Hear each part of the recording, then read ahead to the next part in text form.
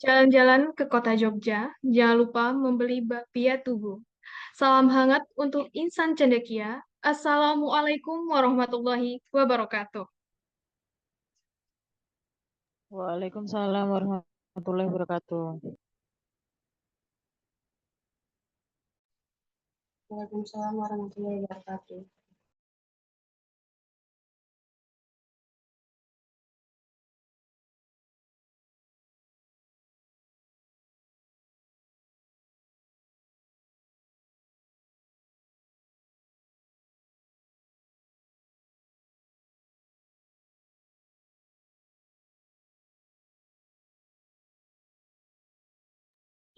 Oh iya. Ini WN boleh kan?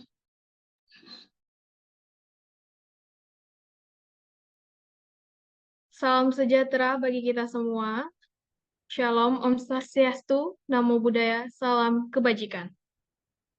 Yang terhormat Ketua Departemen Bimbingan dan Konseling UNY, Dr. Sigit Sanyata MPD, selaku narasumber pada pagi hari ini. Yang kami hormati dosen-dosen S2 dan S3, Bimbingan dan Konseling yang hadir pada hari ini, serta peserta PKKMB Prodi BK, S2, dan S3 yang kami banggakan. Puji syukur marilah kita ucapkan atas kehadirat Allah Subhanahu wa Ta'ala yang telah memberikan kesehatan dan kesempatan sehingga kita dapat mengikuti acara PKKMB Prodi BK, S2, dan S3 kali ini. Salawat serta salam tak lupa pula kita curahkan kepada Nabi Muhammad SAW yang kelak kita nanti-nantikan syafaatnya di yaumil akhir. Baik, sebelum memasuki acara pertama, terlebih dahulu saya akan menyampaikan agenda kita pada hari ini. Acara pertama,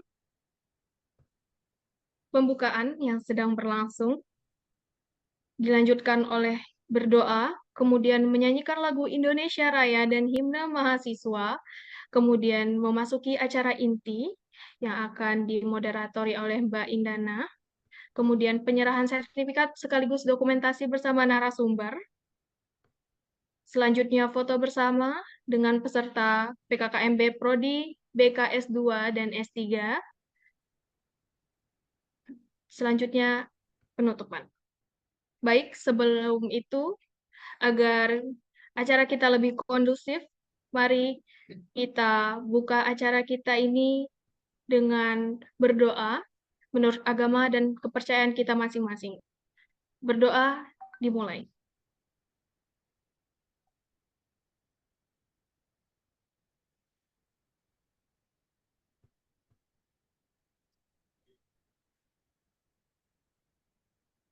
Berdoa tidak dibatasi. Baik, acara selanjutnya menyanyikan lagu Indonesia Raya dan himne UNY. Waktu dan layar kami silakan.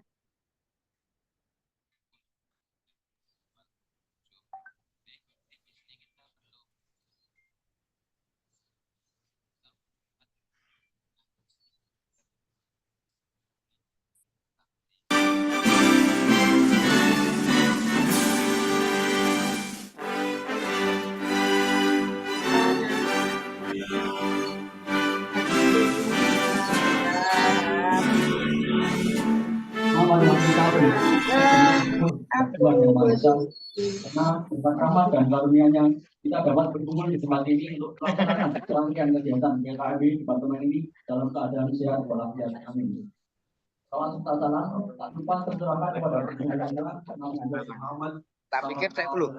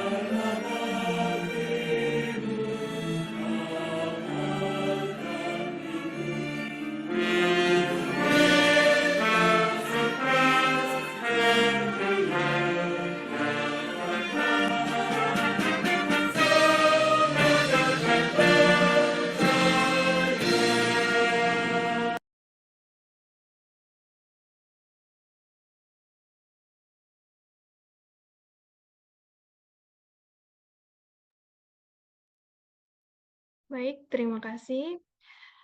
Saya lanjutkan lagi untuk berpantun. Jalan-jalan ke kota bunga, jangan lupa membeli bunga melati. Saya tahu rekan-rekan semua pasti sudah tidak sabar memasuki acara inti. Baiklah, acara selanjutnya yang kita tunggu-tunggu yakni pemaparan dari narasumber, yakni dari Dr. Sanyata MPD, yang akan dimoderatori oleh Mbak Indana Zulianti ZSPD. Langsung saja, saya silakan kepada Mbak Indana untuk memandu acara kita pada hari ini.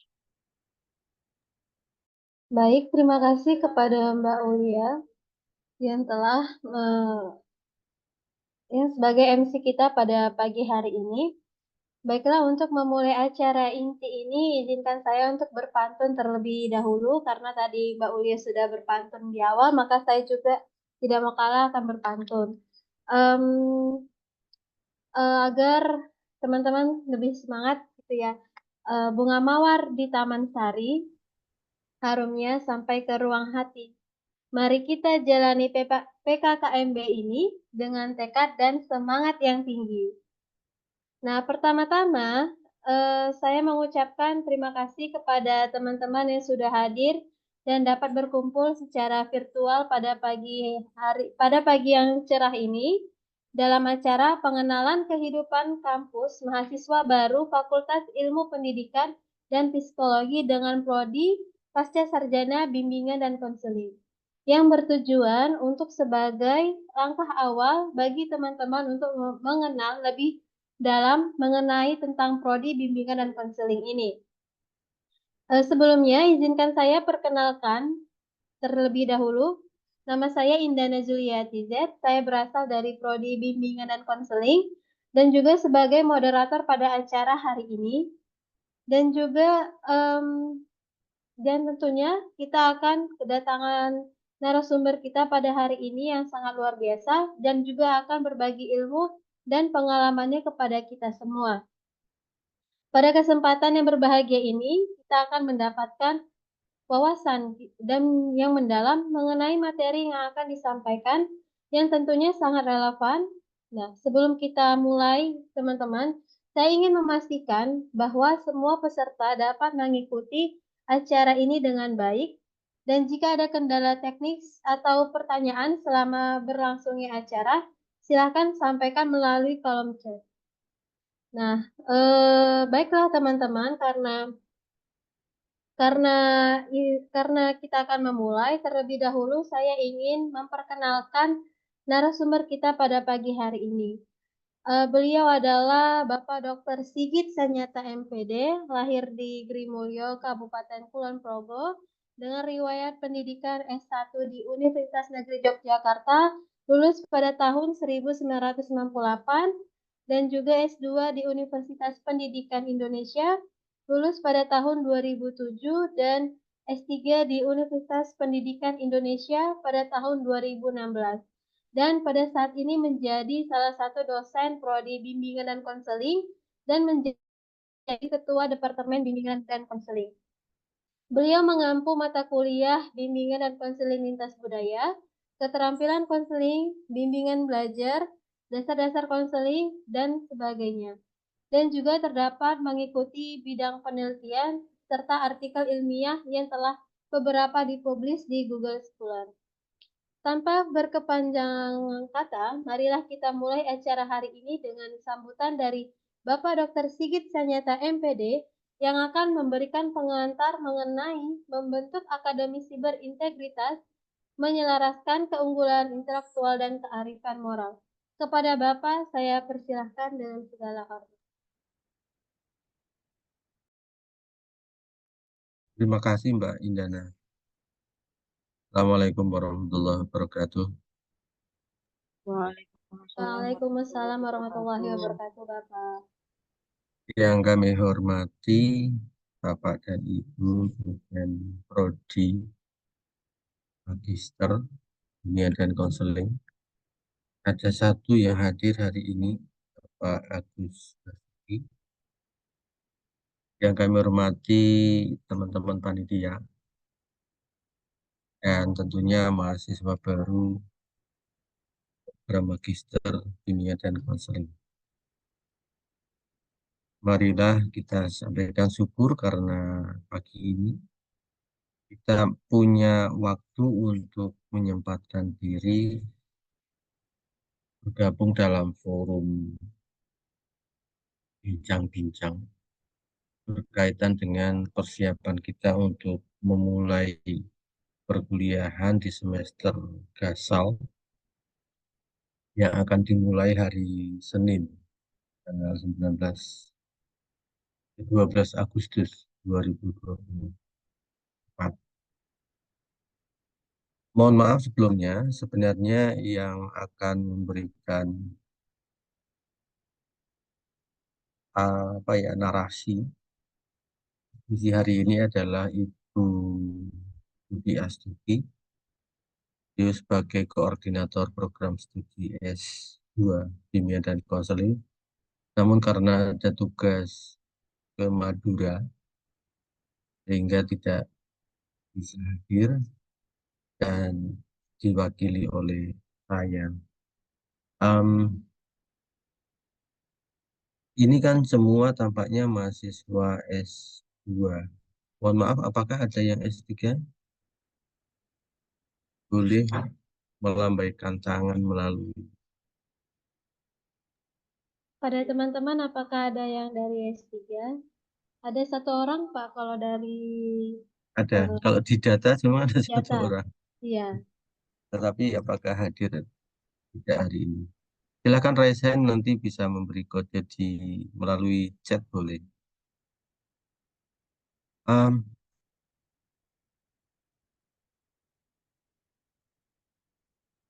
Mohon maaf bahwa barangkali Bapak Ibu dosen juga tidak bisa hadir semua karena hari ini semuanya dalam acara PKKMB baik S1 maupun S2. Sementara Bapak Ibu yang lain sedang bertugas, berdinas sehingga tidak dapat bergabung dalam ruang ini. Namun demikian, semoga mulai hari Senin Mas dan Mbak ini dapat bertemu dengan beliau di mata kuliah yang diampu. Saya tidak akan memberikan materi yang materinya berupa materi akademik. Kita lebih nanti diskusi banyak tentang bagaimana persiapan kita untuk menyiapkan diri menyongsong 2 tahun ke depan atau maksimal 2 tahun untuk menempuh S2. Namun sebelumnya untuk pengantar, semoga kita semua sedikit tahu tentang prodi. Ada beberapa hal yang perlu kami sampaikan berkaitan dengan info-info umum tentang prodi.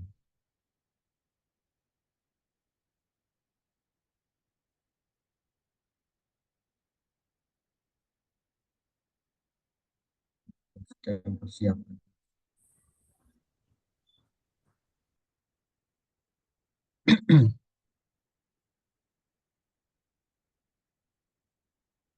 Secara struktural, program magister ini dikoordinir oleh Ibu Profesor Dr. Budi Astuti. Barangkali sudah kenal kalau teman panitia. Kalau alumni UNJ pun barangkali paham dan kenal. Ini beberapa riwayat yang perlu kita ketahui bagaimana perjalanan pendirian S2 BK ini. Jadi memang historinya belum lama, baru tahun 2014 terbit izin penyelenggaraan dan studi. Jadi setelah terbit itu menerima mahasiswa baru tahun 2016 karena memang belum ada lulusan waktu itu nilainya C. Jadi begitu ada tamatan lulusan 1 tahun berikutnya prodi mengajukan ulang reakreditasi hingga akreditasinya berubah ke A. Kemudian di tahun 2020 juga mengikuti semacam pemberian lisensi dari organisasi akreditasi internasional ASIK itu mendapatkan pengakuan dalam level premier. Kemudian di tahun 2022 karena masa akreditasi yang tahun 2017 sudah habis, mengajukan lagi sehingga saat ini posisi S2BK terakreditasi unggul. Maka ketiga unggul ini ternyata banyak berafiliasi dengan lembaga-lembaga penyedia beasiswa. Jadi beberapa teman kakak kelas itu kan ada yang menerima BPI, ada yang memperoleh LPDP. Salah satunya ya karena prodi yang dituju itu sudah status. Silakan nanti kalau yang baru ini akan memproses pengajuan beasiswa, semoga dapat lolos. Tampaknya proses dan seleksinya sudah lewat, tetapi siapa tahu ada skim lain beasiswa yang dapat membantu lancaran studi Mas dan Mbak semua. Ini beberapa visi atau bukan beberapa satu visi yang menjadi tujuan prodi. Ini semacam cita-cita. Jadi fokusnya ini adalah ingin menjadi prodi yang unggul dalam penguasaan ilmu BK. Itu sih konsep utama yang akan dituju, impian yang akan dituju. Apa saja strateginya? Strateginya berupa 4. Tidak terlepas dari proses atau tridharma perguruan tinggi. Yang pertama itu menyelenggarakan pendidikan berarti proses pendidikan untuk mahasiswa magister. Tamatannya semoga unggul. Kemudian riset dosen dan mahasiswa.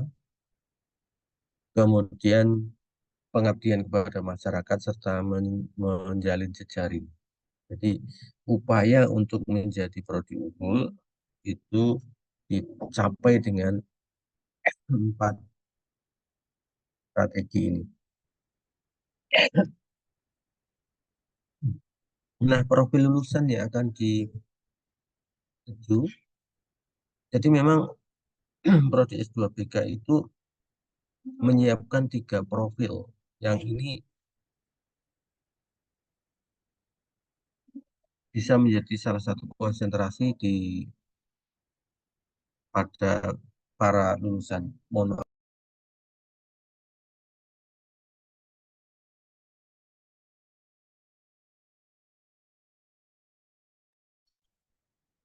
Bisa menjadi pengajar di jenjang pendidikan tinggi atau konsultan atau peneliti dan pengembang. Artinya kalau kita sudah menempuh jenjang S2BK harapannya dapat menjadi konsultan, memiliki kewenangan untuk menjadi konsultan.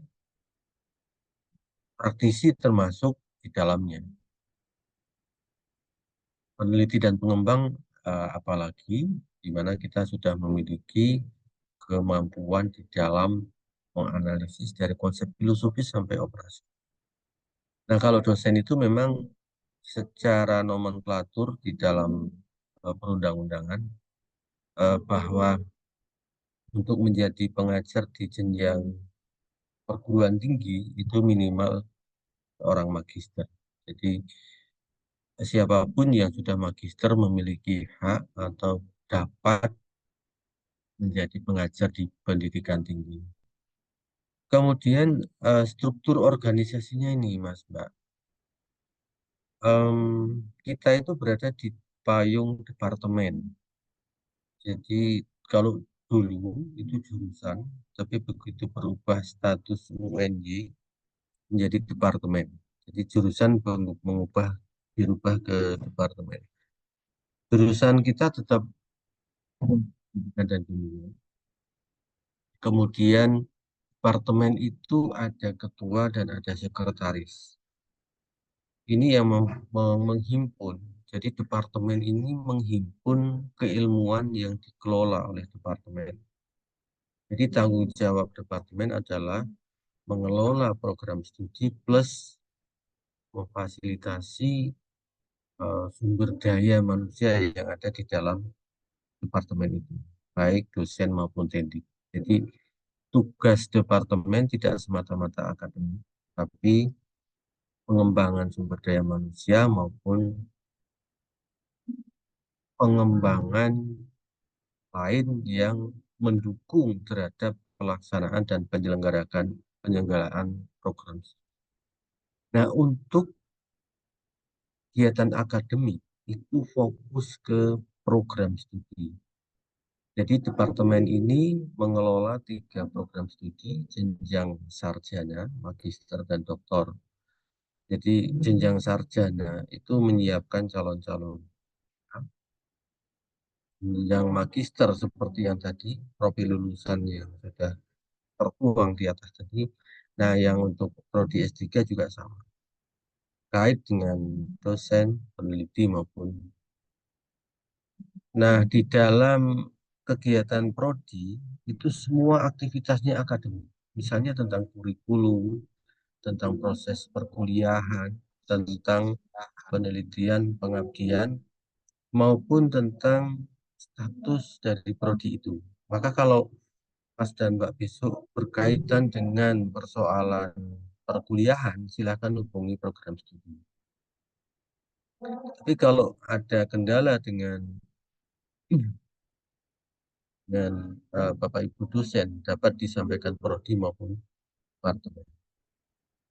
Kemudian untuk penyelenggaraan layanan dan aktivitas di departemen dan prodi itu didampingi oleh admin. Tampaknya kemarin admin banyak dihubungi oleh Mas dan Mbak, Mas Endro Pratjoko, dan laporan untuk di lab itu Mbak Tri Ratni. Dosennya ini Bapak Ibu, Mas Mbak, jadi semoga mengenal. Kalau yang alumni UNJ tampaknya sudah kenal, Ibu Budi, kemudian nanti ada Bapak Edi Purwanto, yang saat ini menjabat sebagai Wakil Rektor, ada Bapak Farozin, ada Pak Nurwangit, ada Pak Suwarjo, ada Ibu Diana, ada Pak Agus Basuki, Ibu Eva, ada Pak Nanang. Namun demikian, kita juga perlu bantuan dosen di luar prodi, terutama mata kuliah yang sifatnya umum. Contohnya ini,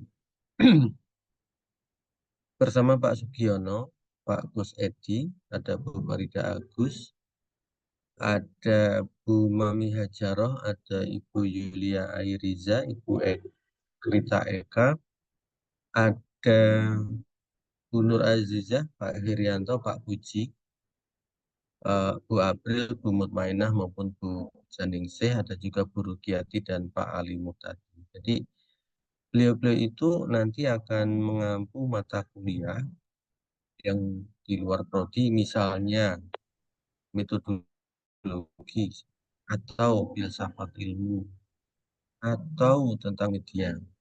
Walaupun pada dasarnya nanti untuk mata kuliah prodi yang memerlukan kepakaran dari luar prodi itu ada tim, modelnya tim pengampu mata kuliah. Tidak semua dosen luar prodi ini nanti akan mengampu Mas dan Mbak. Mungkin hanya bertemu 1 atau 2 saja. Tentang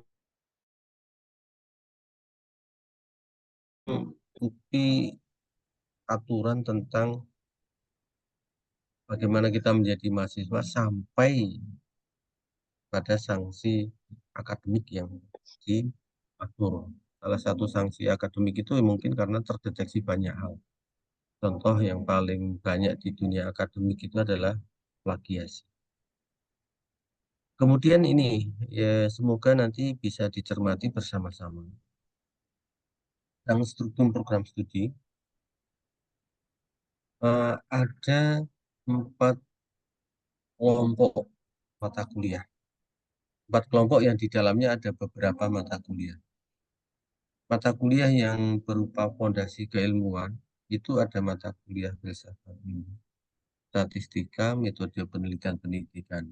Nah, di fondasi keilmuan inilah eh, nanti akan ketemu dengan beberapa dosen di luar prodi. Kemudian kalau kelompok yang kedua, keahlian program studi, ini cenderung nanti akan ketemu dengan Bapak Ibu dan prodi S2. Kemudian yang ketiga, kelompok pilihan.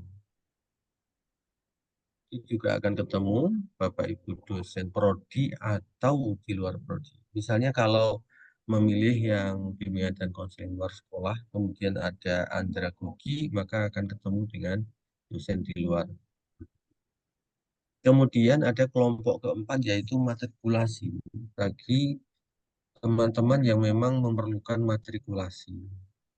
Jadi latar belakang pendidikan yang menentukan sejauh atau seberapa banyak mata kuliah matrikulasi yang perlu kita tempuh. Tapi setidaknya ada 11 SKS. Ya lumayan banyak menurut yang S2 sih, 2 SKS. Ini adalah total kurang lebih 54 SKS. Kalau kita menempuh kelompok fondasi keahlian konsentrasi.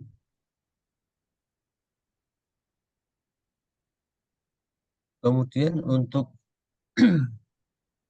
nanti yang lain silakan menjadi diskusi bareng-bareng saja ya Mas Mbak. Apa yang perlu disampaikan atau ingin dikonfirmasi, silakan dialog saja. Memang di akhir atau untuk menjadi syarat kelulusan memang menulis satu sisi tesis itu juga nanti diwujudkan dalam bentuk publikasi. Kemudian publikasi itu nanti menjadi prasyarat kelulusan. Sehingga untuk memproses ini sebenarnya bisa dirintis dari semester 1. Tidak harus di semester 3 atau 4. Tidak harus menunggu tesisnya jadi. Bila mana sejak awal sudah diupayakan untuk mendapatkan jurnal atau mempublikasi jurnal, boleh saja. Semester 1 sudah publikasi, tidak apa. Kemudian ini beberapa nilai standar nilai yang ada di UNY. Sebenarnya tidak hanya sampai B, tapi sampai E. E itu 0 sampai berapa. Tapi untuk memenuhi kelulusan sebagai magister itu memang minimal B. Jika ada yang C, maka sudah dianggap tidak lulus. Maka memang kalau sebuah mata kuliah mendapat C, disarankan untuk mengulang. Tapi B saja sudah cukup. Sehingga kalau besok ada yang mendapatkan nilai B, nggak usah berkecil hati, nggak usah mengulang. Itu terus saja sudah dianggap. Itu secara umum, Mas dan Mbak, tentang informasi di program. Tapi yang jelas bahwa kultur di magister itu suasananya berbeda dengan sarjana. Program sarjana barangkali masih dibimbing, masih didampingi, masih berada pada jenjang atau level pembuktian-pembuktian jika itu sebuah teori. Tapi kalau di jenjang magister itu harapannya sudah mulai kemandiriannya itu terbentuk. Maka nanti semoga siap bahwa proses perkuliahan waktu di S2 itu berbeda dengan waktu S1. Kalau lebih banyak tugas mandiri, lebih banyak tugas terstruktur, itu hal yang wajar. Itu adalah pengalaman belajar yang perlu dialami oleh para mahasiswa. Jadi kalau mungkin tiap minggu adanya hanya diskusi terus secara mandiri yang didampingi Bapak Ibu dosen, itu wajar karena memang andragogi untuk jenjang umur mahasiswa di level magister memang ke sana. upaya untuk proses pembelajaran. Maka di dalam mata kuliah ada mata kuliah filsafat ilmu. Kita diminta atau diajak untuk mengembangkan sebuah keilmuan. Idealnya sih. Tapi setidaknya kita mampu memahami tentang sebuah ilmu. Jadi di filsafat ilmu itu kan kita nanti akan dapat memahami bagaimana epistemologi buah ilmu, ontologinya maupun aksiologinya. Jadi kalau di S1 barangkali kita baru mengenal saja ilmu, teori. Tapi kalau sudah di S2 kita perlu membangun teori itu dari epistemologinya, aksiologinya untuk apa sama ontologinya bagaimana. Itu yang menjadi hal yang berbeda. Maka memang diperlukan pengalaman-pengalaman belajar lebih, proses pencarian yang lebih mendalam untuk menemukan konsep.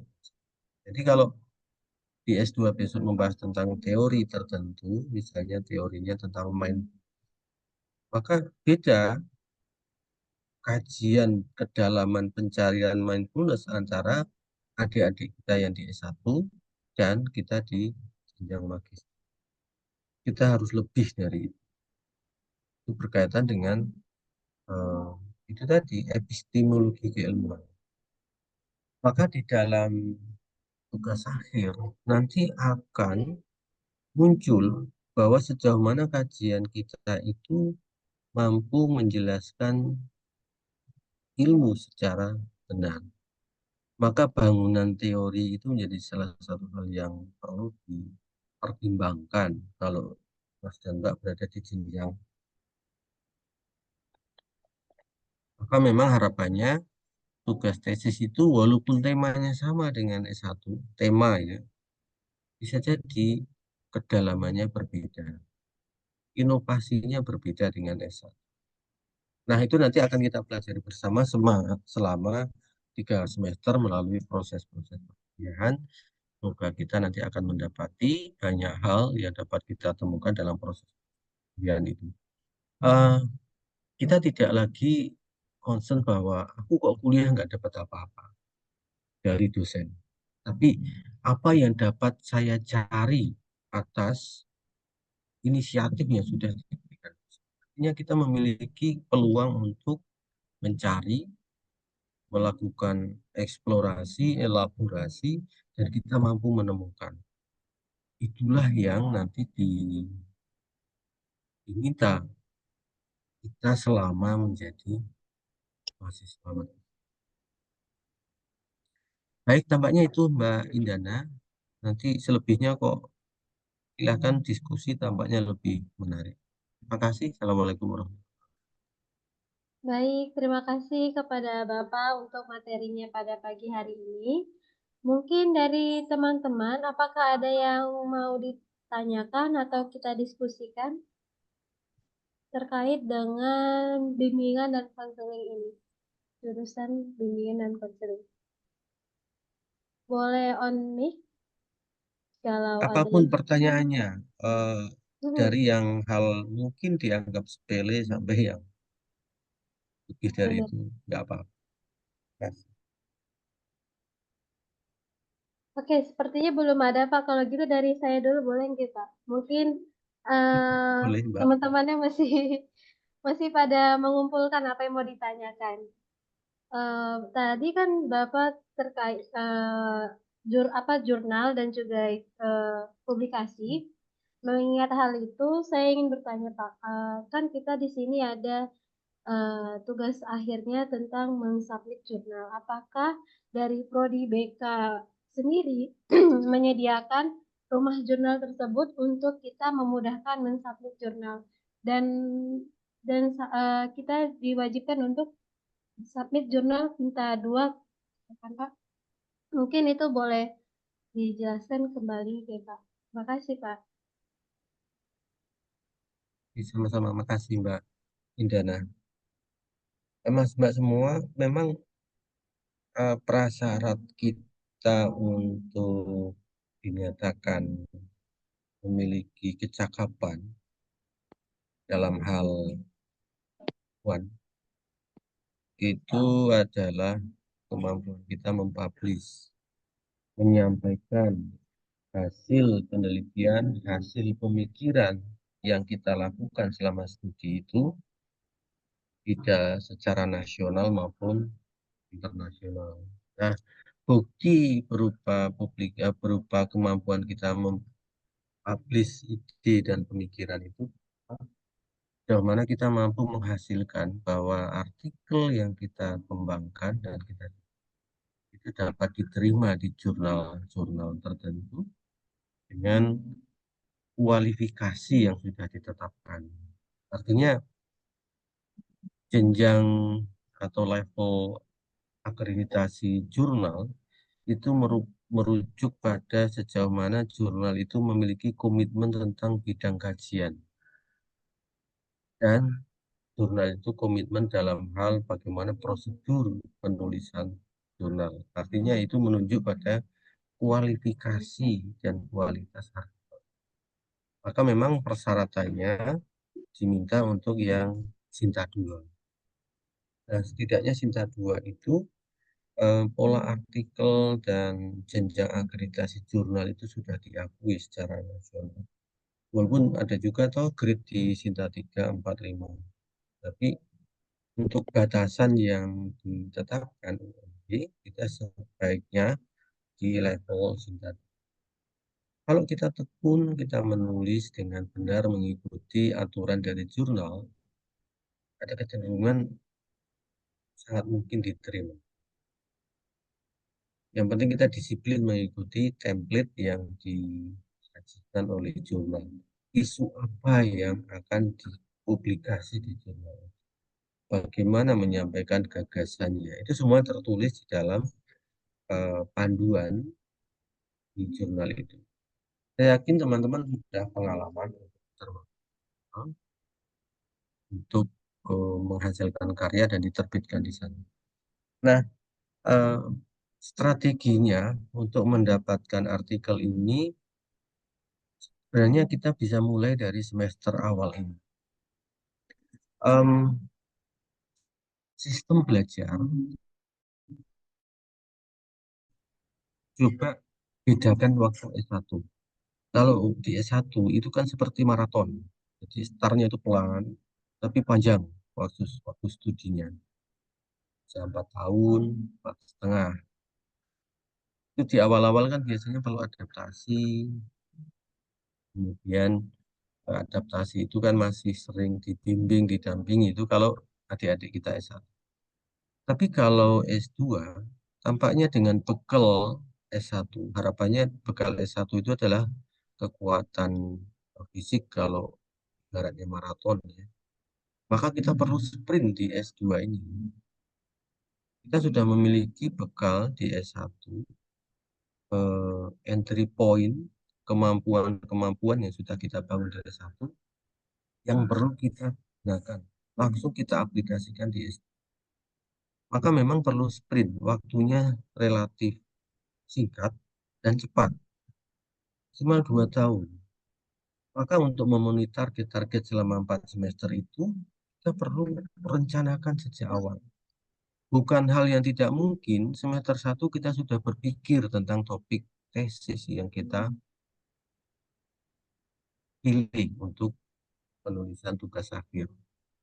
Jadi semester 1 di semua mata kuliah, silahkan temukan isu dan topik yang menarik untuk menjadi bahan penelitian. Jadi semester 1 sudah mulai diarahkan ke sana. Misalnya tentang filsafat ilmu. Kita juga secara mandiri barangkali mengkaji bagaimana keilmuan yang kita bangun atau teori yang akan kita bangun untuk kepentingan tesis itu. Teori apa? Di filsafat ilmu kita coba epistemologi teori itu kita eksplorasi. Sejauh mana itu dapat kita temukan. Setidaknya itu akan melandasi konsep filosofis dari teori itu. Kemudian di mata kuliah lain, misalnya metodologi. Metodologi kalau tidak salah semester 1. Fokuskan bahwa metode apa yang relatif nyaman untuk kita pilih sebagai desain riset kita di tesis itu. Maka biasanya metodologi itu kan mesti ada proyek akhir berupa proposal. Gunakan proyek akhir itu sekaligus sebagai rencana tesis.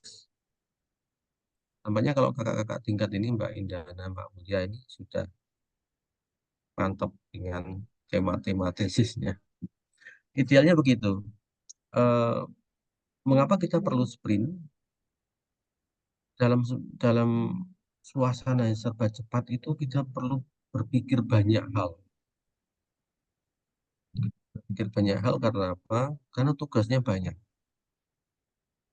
Kadang-kadang kita merasa bahwa mau fokus mengerjakan tugas proposal di mata kuliah metodologi, tapi kita juga berpikir tugas lain juga banyak.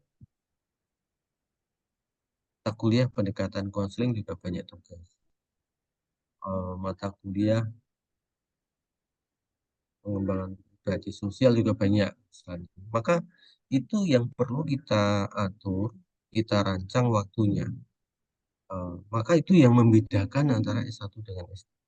Kita dipres, kita bekerja di bawah tekanan memang. Kita bekerja dengan struktur yang perlu kita atur sendiri, ritme yang kita atur sendiri untuk menemukan tema topik yang akan kita pakai untuk tesis. Akan bagus ketika di setiap mata kuliah itu kita menemukan topik-topik yang relatif sama dengan tugas akhir atau topik yang akan kita pakai untuk tesis. Misalnya pendekatan konseling, ternyata tertarik dengan salah satu hal yang dapat dikembangkan dalam intervensi di konseling. Sebagai contoh misalnya berkaitan dengan critical thinking. Ya sejak awal critical thinking itu bisa kita kaji di semester 1. Di bagian mana critical thinking itu dapat kita munculkan, di bagian mana dapat kita sandingkan dengan mata kuliah tertentu yang merupakan kajian-kajian untuk memperkaya tentang critical thinking. Di semester 2 juga sama, temukan mata kuliah yang mampu memberikan deskripsi panjang lebar tentang critical thinking. Setidaknya minimal kita mampu mengeksplorasi itu sebagai bahan untuk menemukan topik yang menarik. Semester 2 besok akan ada mata kuliah penyusunan proposal tesis. Itu tindak lanjut dari metodologi penelitian. Prodi merancang itu dengan harapan di semester 1 sudah ada topik riset melalui metodologi yang diteruskan semester 2 kemudian melalui mata kuliah penyusunan tesis. Harapannya semester 3 tinggal diseminarkan karena ada mata kuliah seminar proposal tesis. Itu rangkaian yang dirancang prodi untuk membantu Mas dan Mbak ini melakukan sprint selama studi. Di samping berpikir lain, mata kuliah lain, sekaligus menyiapkan diri untuk menyelesaikan studi. Maka di mata kuliah yang ada di semester 1, semester 2, maupun semester 3, bila mana ada topik yang perlu kita atau dapat kita rumuskan ke dalam artikel, silahkan itu kembangkan. Buat itu artikel. Ada isu tertentu, isu filosofis di dalam epistemologi misalnya, atau di dalam filsafat ilmu. Di dalam filsafat ilmu ternyata Mas Nambak menemukan misalnya konsep philosophical of counseling. Jadi filosofi konseling itu bagaimana? Kajian keilmuannya seperti apa? Ternyata itu dieksplor oleh Mas dan Mbak dan itu mampu menemukan rangka konsep yang jelas dan dapat ditulis dalam artikel, silahkan tulis. Bisa dipublikasikan. Kalau mau mendapatkan pendampingan penulisan, silakan hubungi Bapak Ibu dosen yang menurut Mas dan Mbak dianggap nyaman. Silakan Bapak Ibu dosen S2 bisa dihubungi untuk diajak diskusi, sharing tentang topik-topik itu.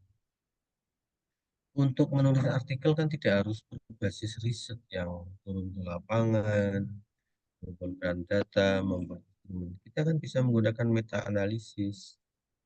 Kita dapat menggunakan metode-metode LP, FGD, maupun ada book review, ada artikel review, dan lain-lain. Jadi banyak cara yang dapat kita tempuh untuk menghasilkan itu secara umum tentang penulisan artikel. Walaupun ada mata kuliah khusus penulisan karya tulis ilmiah atau apa saya lupa. Itu yang nanti endingnya adalah publikasi terhadap atas publikasi artikel itu. Jadi ada mata kuliah khusus yang memang targetnya adalah publikasi jurnal. Maka itu manfaatkan. Jadi kalau Mas dan Mbak ini nanti daya jual, bisa jadi selama studi bisa menerbitkan 3 atau 4 artikel. Tiap semester menerbitkan itu kan setidaknya 4 artikel, 3 artikel. Dan yang dituju adalah kita tidak berpikir Sinta 2 itu sulit. Kita temukan template di dalam jurnal itu. Kita pelajari template itu. Biasanya template-nya nggak jauh beda dengan yang di Sinta 3, 4, 5. Tapi kajian yang kita berikan itu relatif lebih dalam di Sinta 2. Itu Mbak Indana, semoga membantu. Semoga ada pertanyaan dari teman-teman mahasiswa baru. Terima kasih. Baik, Bapak. Berarti karena beberapa ada yang berbeda gitu kali ya Kak, dari kita S1 hingga S2, jadi cara belajarnya juga harus kita adaptasi lagi, kita harus lebih cepat dari sebelum-sebelumnya yang kita belajarnya cuma hanya mengenali beberapa materi, tapi ternyata ketika kita di S2 ini kita harus memperdalam lagi terkait dengan konseling-konseling yang akan kita pelajari nantinya. Dan juga em, diingatkan kembali untuk teman-teman sudah harus mempersiapkan isu atau hal yang ingin diteliti yang menjadi judul tesis nantinya. Dan juga kita sudah bisa dapat merancang metode penelitian apa yang mau kita gunakan. Dan juga di saat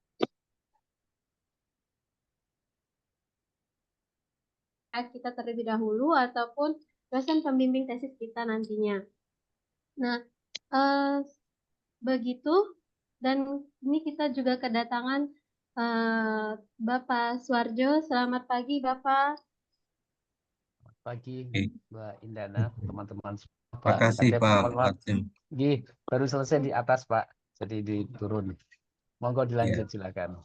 Terima kasih, Bapak. Monggo. Baik, mungkin teman-teman apakah ada yang ingin mau didiskusikan lagi? Boleh raise hand dan juga mengisi di kolom chat. Oke, saya bantu ya Mbak. Silahkan Mas dan Mbak untuk menyampaikan hal-hal yang berkaitan dengan studi di S2. Ini mumpung ada Pak Suwarjo. Nanti bisa ke Pak Suwarjo, boleh. Tidak harus ke Prodi. Pak Warjo salah satu yang nanti akan mendampingi Mas dan Mbak ini selama studi di S2. Silahkan. Pak tahu ada yang belum pernah ketemu Pak Warjo dan ingin menyampaikan sesuatu.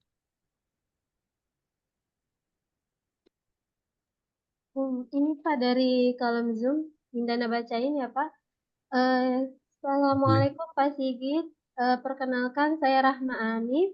Saya izin bertanya, di manakah dapat mengakses semua buku panduan yang tadi ditampilkan oleh Bapak Sigit pada sesi Zoom meeting pada pagi hari ini, supaya dapat membaca lebih detail dan apakah dosen pembimbing akademik juga dapat menjadi tempat berdiskusi mahasiswanya untuk melakukan penulisan jurnal, artikel maupun tesis.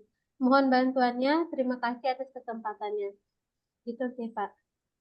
Oke, kasih. Terima kasih Mas Rahma Anif. Mbak Rahma. Mbak.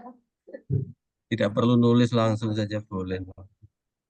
Untuk beberapa panduan seperti peraturan akademik, nanti penulisan tugas akhir akan kami kirim.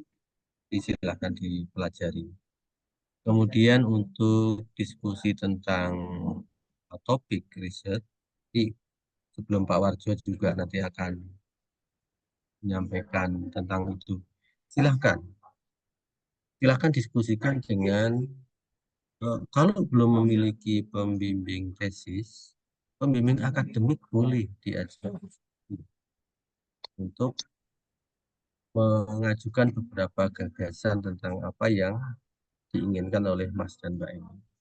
Nanti kalau prodi sudah tahu tentang siapa pembimbing tesisnya, silahkan nanti bisa fokus ke pembimbing tesis. Insya Allah semester 2 itu sudah mulai ditata untuk calon pembimbing atau pendamping tesis. Sehingga nanti pada mata kuliah tadi, penyusunan tesis, harapannya sudah didampingi oleh pembimbing tesis. Nah, berkait dengan artikel jurnal, memang lebih baik silakan diskusi dengan pembimbing. Jadi bagaimanapun juga pembimbing itu nanti yang akan membantu mendampingi melakukan konsep yang jadi dasar dari penulisan tugas akhir maupun begitu Mbak Indana. Barangkali ada tambahan dari Pak Suwarjo. Silakan ke moderator dulu. Terima kasih. Baik, terima kasih Bapak. Mungkin Pak Suwarjo, apakah ada yang mau ingin ditambahkan terkait dengan penulisan jurnal, artikel maupun tesis yang akan didiskusikan dengan dosen pembimbing? Ya, Ada saya kira Bapak. sudah sangat jelas tadi Pak Kabir sudah menjelaskannya. Ya seperti itulah. Yang penting tadi sampaikan oleh dan bahwa teman-teman sejak awal perlu sudah memiliki ketertarikan apa yang akan saya teliti dan perhatikan juga pedoman akademik bahwa penelitian di level S2 itu apa syaratnya, apa tuntutannya, gitu ya. Karena berbeda dengan penelitian Anda di S1 dulu, di S1 Anda boleh melakukan penelitian yang sifatnya penerapan, aplikatif, karena itu memang KKNI level 6. Tapi di level S2, penelitiannya harus bercirikan inovasi. Ada inovasi yang menjadi ciri. Nah, sedangkan teman-teman S3 itu disertasinya atau riset untuk disertasinya ada inventionnya, ada temuannya. Nah, temuan apa yang dianggap baru, ada novelty-nya. Itu saya kira penting untuk sejak awal dipersiapkan. Apakah boleh penelitian saya di S2 melanjutkan penelitian di S1? Oh, boleh saja. Beberapa teman melakukan itu, tetapi harus menunjukkan, harus tampak inovasinya di mana. Jadi itu kunci-kuncinya.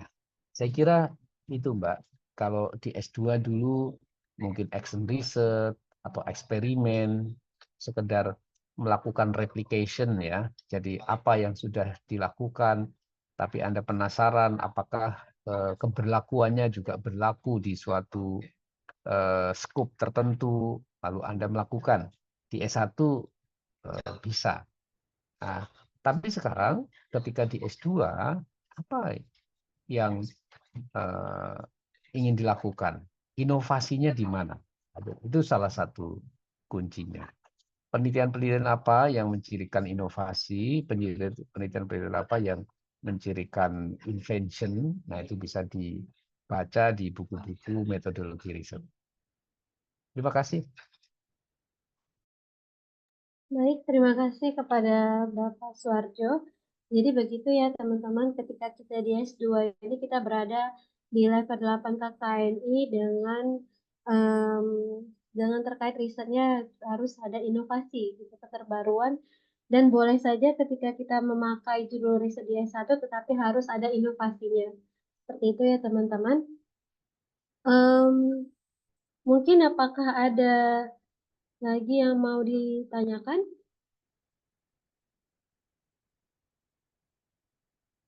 Kalau tidak ada, saya ingin bertanya lagi, Pak. Oke. Baik.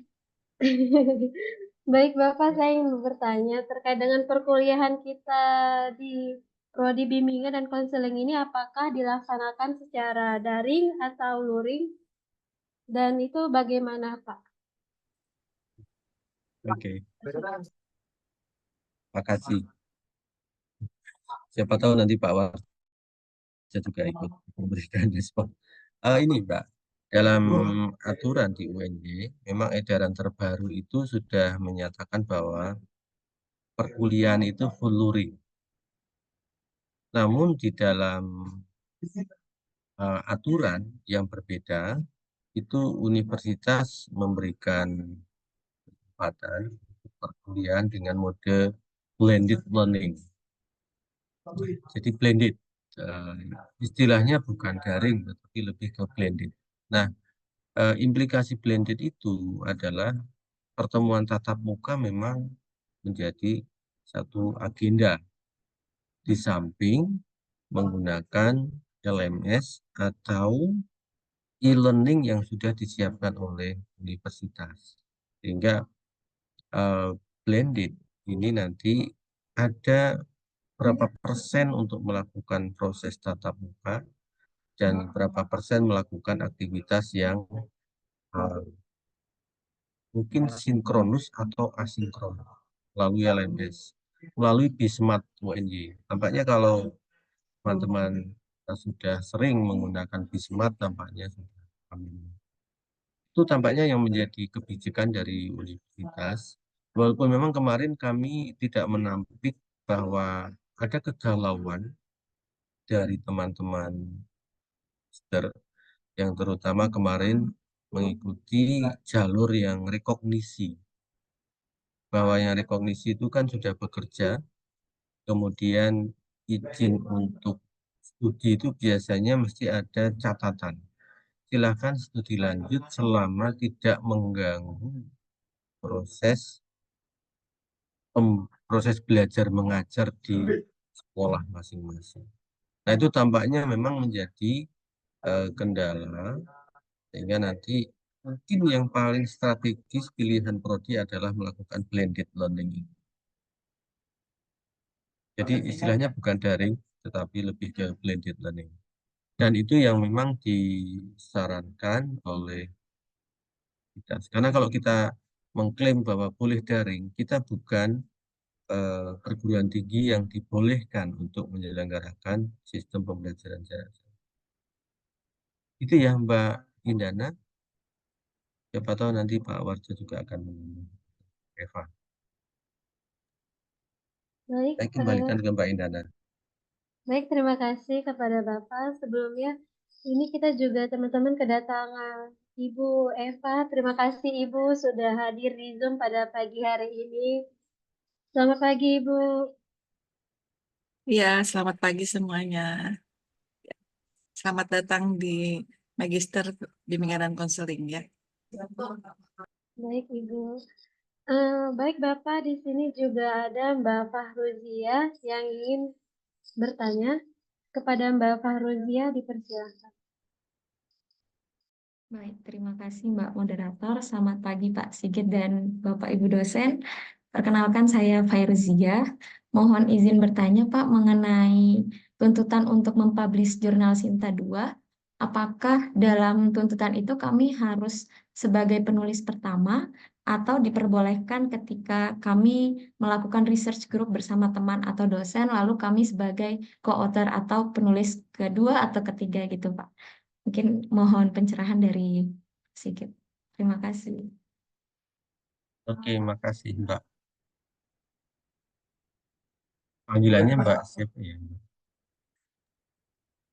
Mbak Kira bisa. Fairuz ya. Oke. Selamat datang kembali di UNJ. Setelah beberapa tahun nggak ke kampus. Ini kayaknya dulu bimbingan Pak Warjono begitu.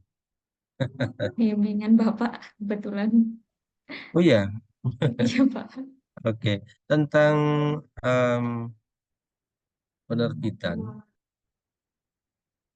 kalau kita menggunakan istilah lain bukan tuntutan gimana ya? Kayaknya UNY itu terlalu galak dengan mahasiswanya. Tidak menuntut lah, ada ketentuan yang membuat sebenarnya itu ada mutualisme. Kita juga apa namanya berdaya dengan cara menghasilkan karya dan mempublish.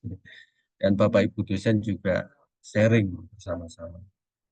Nah, untuk prasyarat itu memang yang diminta UNJ adalah sebagai penulis pertamanya.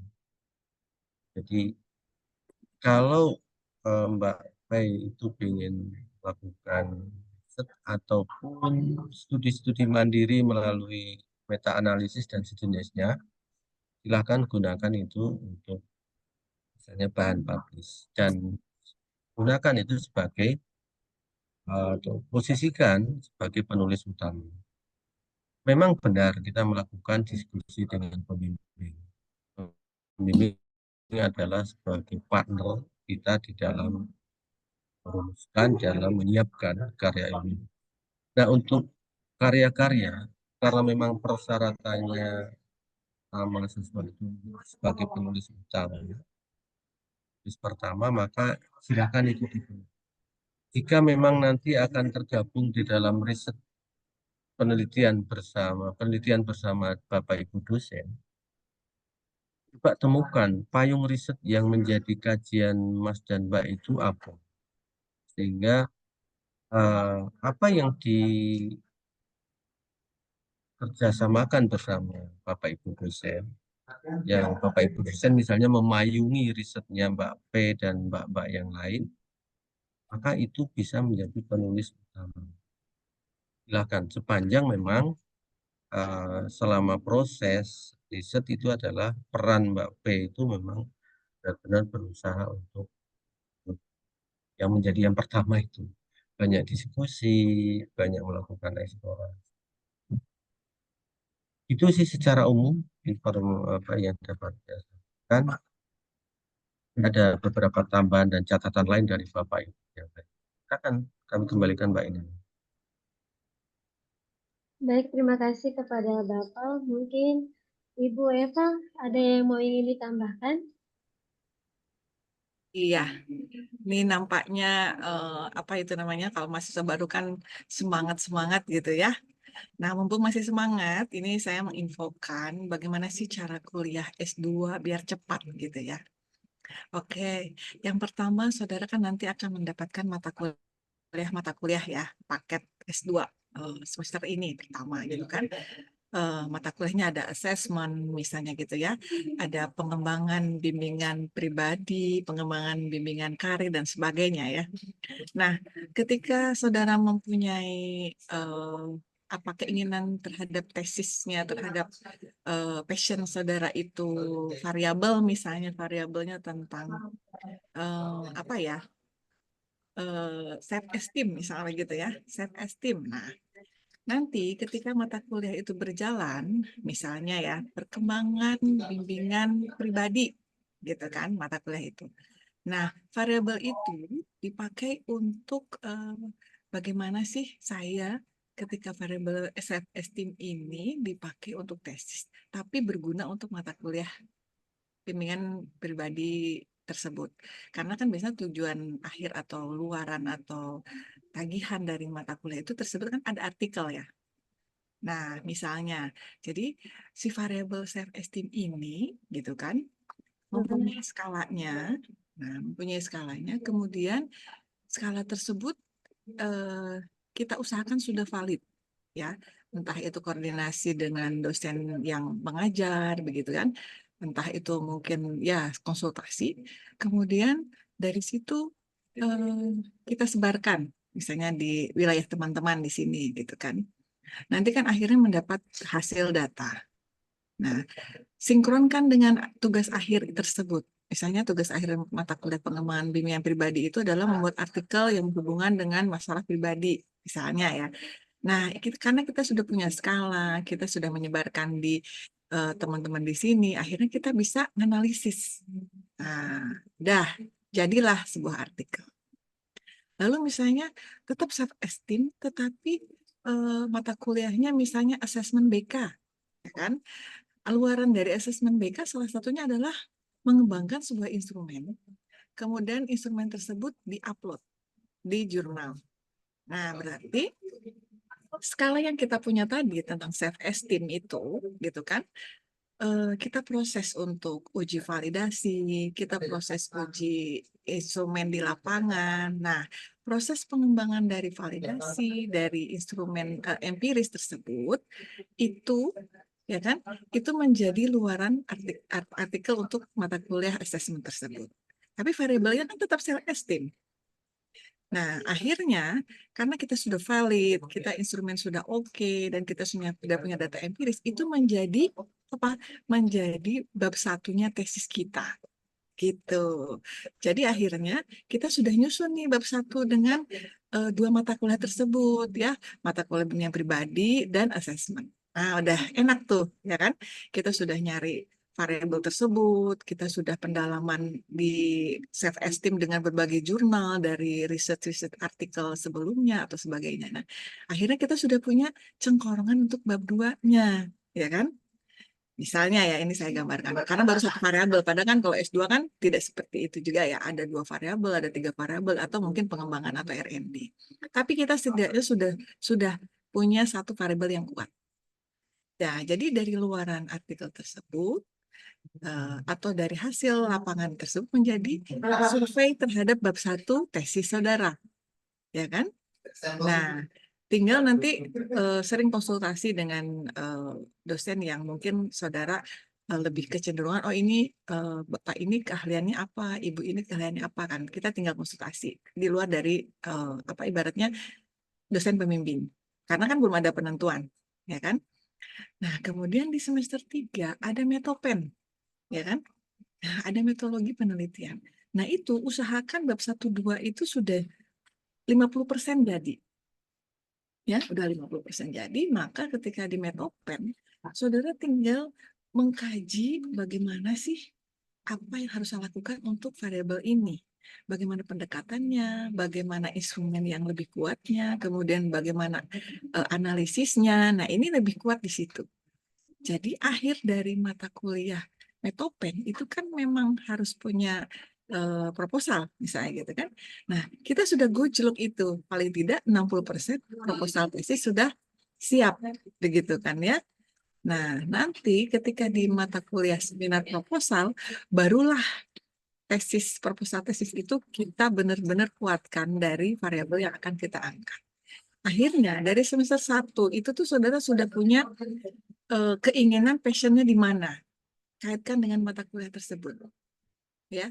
Entah itu misalnya mau berupa hal-hal yang terkini, misalnya gitu kan ya, misalnya dengan ada FOMO sekarang, gitu kan, atau misalnya dengan pubbing dan sebagainya, silahkan gitu kan. Nah, itu dari awal sudah harus di semester 1 saudara harus sudah punya kekuatan teori. Jadi literatur review saudara sudah punya paling nggak 30-50 jurnal di awal. Jadi ketika ada penugasan mata kuliah tersebut, saudara kaitkan dengan variabel yang akan diangkat. Mata kuliah berikutnya di semester 2, kaitkan dengan variabel yang akan diangkat. Akhirnya kita nggak kelabakan ketika metopen dan ketika seminar. Gitu ya. Jadi sebenarnya kuliah di S2 itu gampang. Ya, yang gampang ya. Yang mudah gitu kan. Tapi kalau dari semester 1 sudah kita arahkan mau bagaimana nih tesis saya. Apakah saya mau korelasi kah, ataukah mau R&D kah, begitu kan. Action research dan sebagainya, kita sudah harus punya strategi. Akhirnya semester 3 proposal sudah oke, tinggal sebenarnya sudah tidak usah merasa semester 3 harus jadi proposal terus saya bingung kalau belum ada gitu kan. Tapi seiring berjalannya waktu, saudara bisa secara simultan mengerjakan itu dengan apa yang sudah kita persiapkan. Jadi akhirnya ketika semester 4, kita bisa tidak ada kegiatan lain kecuali PPL, ya kita langsung mengerjakan tesisnya dengan menyusunnya, gitu ya. Itu gambaran supaya saudara cepat lulus, gitu ya. Mungkin itu saja ya, Mbak Indana. Masukan dari saya, semoga bisa memberi semangat ya. Ini kan masih hangat, jadi tergambarlah nanti tesis akan seperti apa. Gitu ya. Terima kasih. Baik, terima kasih Ibu.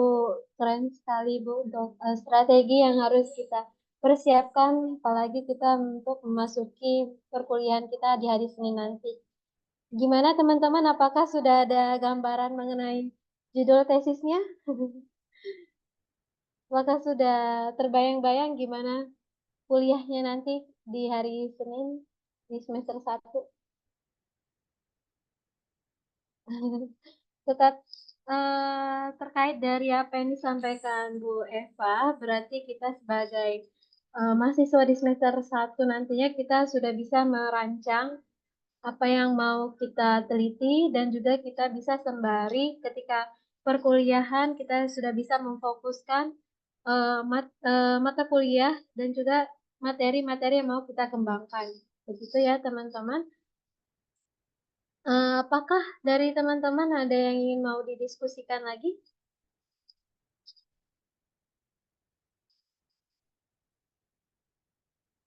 Oke, sepertinya tidak ada ya teman-teman. Baik, saya mengucapkan terima kasih kepada Bapak Sigit Sanyata sebagai narasumber kita pada pagi hari ini, dan juga Bapak Suarjo dan juga Bu Eva atas sudah hadir di acara PKKMB Mahasiswa Baru FIPP Prodi Bimbingan Konseling pada pagi hari ini. Terima kasih Bapak dan juga Ibu. Baiklah, kepada teman-teman mahasiswa baru yang saya banggakan, tidak terasa kita sudah sampai di akhir acara pada hari ini. Saya ingin mengucapkan terima kasih sebesar-besarnya kepada kita semua dan terutama kepada Bapak narasumber dan juga Ibu tamu undangan atas ilmu dan juga wawasan yang telah dibagikan. Tentunya materi kita pada hari ini yang telah disampaikan sangat bermanfaat untuk kita semua, terutama teman-teman bagi mahasiswa baru yang akan memulai perjalanan akademiknya di Prodi Bimbingan Konseling di hari Senin nanti, tanggal 12 Agustus. Dan juga semoga kita semua dalam keadaan sehat selalu. Dan saya juga mengucapkan terima kasih kepada teman-teman yang telah mengikuti acara ini dengan antusias dari pagi tadi dari jam 8 dengan penuh semangat dan partisipasi aktif dari teman-teman dengan memberikan pertanyaan maupun membuat acara ini semakin hidup. Mungkin begitu saja dari saya sebagai moderator pada pagi hari ini. Saya kembalikan kepada Mbak Ulia Sofirda selaku MC kita pada pagi hari ini. Kepada Mbak Ulia, saya persilahkan. Baik, terima kasih kepada Mbak Indana. Saya ambil alih kembali. Acara berikutnya pemberian sertifikat kepada narasumber sekaligus dokumentasi. Waktu dan layar, kami silakan.